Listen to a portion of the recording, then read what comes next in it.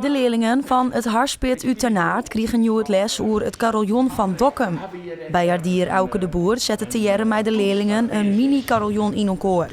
Hierdoor kregen de leerlingen een beeld van wat nou correct een carillon is. Mooi. Nou, dan moest een soort beltje, die moest in die klok en dan moest hij mij een dingetje verbinden en dan koest op een houten dingetje slaan en dan maken die geluid. Wist je voordat je van de monjer hinnenkwamst al wat een carillon überhaupt wie? Nee. Nee, en had je nou een beetje een beeld bij? Jawel. Ja, wat is het dan correct? Gewoon een grote tour en de kist muziek op spelen en dan zien hoe laat het is. Ja, Sint-Wurk is alleen maar alles elektronisch en het muziekmaatje waar echt een klank ontsteert, een toon ontsteert, terug lucht of terug het oorslaan van iets. Ja, dat is heel wichtig, dat bij een weten van hoe dingen, hoe een muziek ontsteert en dat het net een druk op een knop meer is.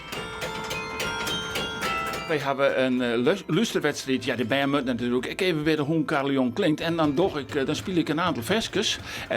Waar we het zien, een kwart fragmenten speel ik. En dan moeten de band uitvinden, welke versje is dat? Dus dan speel ik bijvoorbeeld Passen Pas of De Vlieger. En dan moeten ze uitvinden, wat speelt er nou? Speelt er nou Passen Pas of speelt er nou De Vlieger?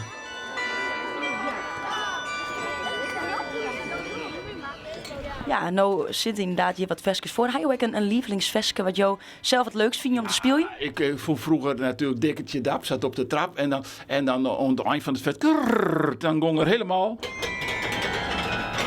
naar beneden. Dat geweldig, want dat vond ik altijd een heel grappig versje, ja.